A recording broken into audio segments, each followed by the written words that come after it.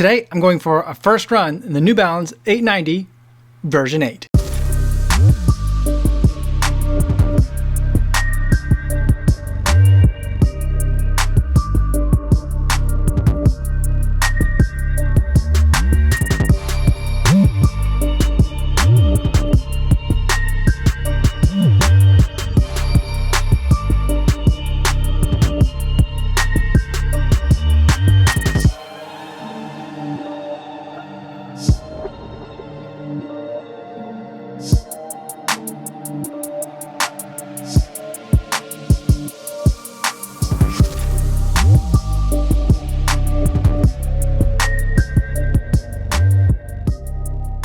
$11.32 miles, 8 minutes, 24 seconds per mile, 140 beats per minute today, going for a relatively easy run with a couple of bursts of faster running, so that way I could really put the 890 version 8 to the test. Now, before I get to my thoughts on this shoe, I do want to go over some disclosures. This is a pair of shoes that I purchased with my own money. No one sent it to me or is paying me to make this video, and no one's going to get a chance to preview any of my thoughts or footage before you guys get a chance to see this video on YouTube. Now, the disclosures out of the way, let's talk about the 890 version 8. Now, this is a shoe that's been completely redesigned for this year, starting from the upper all the way down through the midsole and outsole. Let's start with the upper. In the upper, we've got a material and a design that looks reminiscent from a lot of other models of shoes from New Balance that we've seen this year, and I think that the change is very welcome. I think the overall design of the shoe is just fantastic, and I love it when a brand can have a kind of the same design language throughout the line, which makes it a little bit easier for me to see it as kind of like a cohesive brand and not just a shotgun collection of shoes. But in terms of the execution of this upper, the area around the ankle and the heel is pretty comfortable. A little bit of cushion in there for comfort, but not so much that I'm going to worry about it becoming sort of like a sweat sponge. There's a little bit of structure in the heel cup to keep you locked in place. There's even a little bit of structure up in the toe box as well, which I think lends to an overall sensation of firmness in the upper. I found as I was running in the shoe that I felt like it was just a little bit too firm up front. Not that it was tight or snug, just that the material was a little bit firm and unforgiving. So it wasn't the most comfortable of uppers, even for this type of shoe. There was also a little bit of padding in the tongue, which was comfortable, but like not necessary for me. I don't ever really feel like there's a lot of tension from the laces, at least in my experience.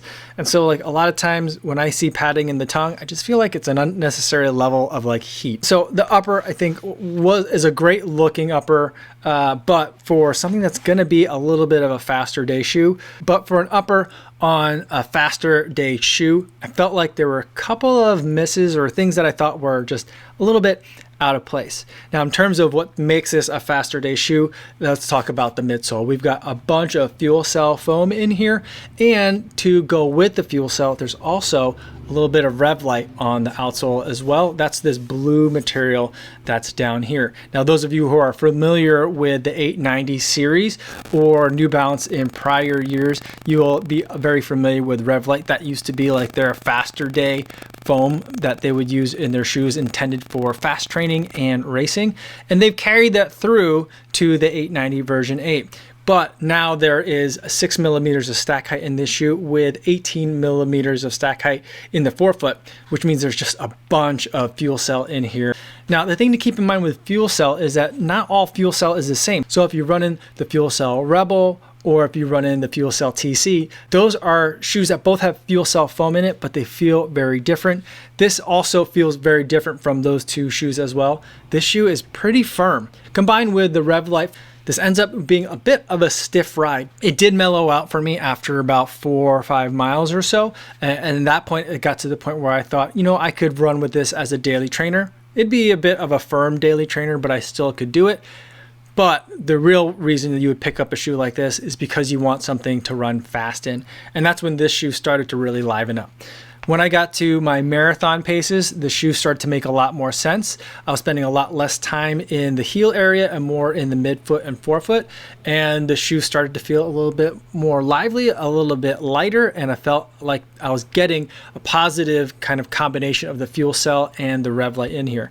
As I got faster though, that's when the shoe started to really sing. When I got to the half marathon down to like the 5K pace, the magic spot for me was from like tempo to 10K pace. That's when I thought that this shoe really felt the best. And the way that I could describe it is I felt like there was like a little bubble of a shoe from like the toes to like this point in the midsole, kind of like where this RevLite starts to taper off pretty aggressively. That entire spot felt like a giant sweet spot to land on. And when I did, I felt like I got a good amount of compression in the shoe. And then as my foot lifted off, I felt like I was getting a nice bounce back. So really pleasant, but I did feel like that range of speeds where the sweet spot is for this shoe was pretty narrow. As I got to faster paces though, on the other side of that sweet spot, that's when the shoe's weight started to kind of become an issue. This shoe weighs in at 8.9 ounces, which makes it a lot heavier than just the version last year, which was 7.1. So it's gained quite a bit of weight over the last year. And I think it takes it out of like what the 890 has always been, which has been more of a racer that you can train in if you're doing a faster workout. This year, I think it's more of a fast trainer, not necessarily something that I'd reach for in a race, unless it was a longer race, maybe your half marathon, maybe your marathon. But even then, this is a pretty firm ride to choose for either of those. So I'm not sure that I'd really want it for a longer distance where the weight wouldn't be as big of an issue. In terms of the outsole though, just to round out the discussion, it's not all RevLite that you're running on. There is some exposed FuelCell, but in most of the high traffic areas, you're gonna be getting either RevLite or some rubber on here for a little bit of added grip. I will note that today's run was partially on dirt road, lots of rocks to run on. But I do feel like this RevLite material, at least this version of it, seems to be already wearing down noticeably after just the one run. So I'm a little bit concerned, at least from the cosmetic appearance of the RevLite. From my experience in RevLite last year, I think that it'll hold up fine, but it is going to get a little bit chewed up relatively quickly in terms of its visual appearance. So if that's something that bothers you, maybe another shoe that you're going to look at. So who's this shoe really for? I think that this shoe is for someone that appreciates a firmer ride. If you're a RevLite enthusiast, then I think this is going to be a really great tempo day shoe for you. I'm not sure that it's going to be your racer anymore, but I think that it's something that you'll still enjoy. For the rest of us out there, I'm not sure that this is a shoe that I'm going to really recommend. It's a good shoe, but I don't think it's a great shoe. This shoe enters into an already very crowded market category. I think that this tempo day shoe, the shoe that you can use for your fast workouts and maybe even race in, I think all of my favorite shoes from this year fall into that category, and it's very crowded with a lot of good competition. But even within the New Balance line itself, I feel like there's a lot of other options to look at if you're looking at a shoe that does what this shoe does well. So let's say you really like this shoe. I'd say to save a little bit of weight, you could probably even go to the Fresh Foam Tempo, which is very much like this shoe, has a lot of similar ride mechanics, but I think is a little bit less firm. I think there's a little bit less stack height in there as well, but it is a bit bouncier of a shoe.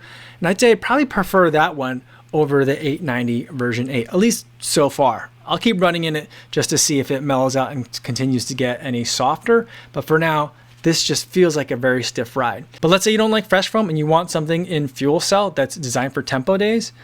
I think I'd probably recommend the FuelCell Rebel. So I think a pretty specific person that I would recommend this shoe to, but that doesn't mean this is necessarily a bad shoe. It just means that it's not for everyone. So those are my thoughts so far on the New Balance 890 version 8 after just the first run. Like I said, I'll keep running in it to see if it changes over time. I hope it does, because I really enjoyed the 890 version 7. It was such a surprise to me for last year, and I enjoyed running in that one. Hopefully I'll enjoy running in this one too. But those are my thoughts for now. If you have any questions about the shoe, put them in the comments down below. I'd love to keep the conversation going down there. That's all I have for today, everybody. Thanks so much for making it all the way to the end of the video. Hopefully you guys are staying safe out there on your runs, and I will see you in the next one. Yo, what's going on?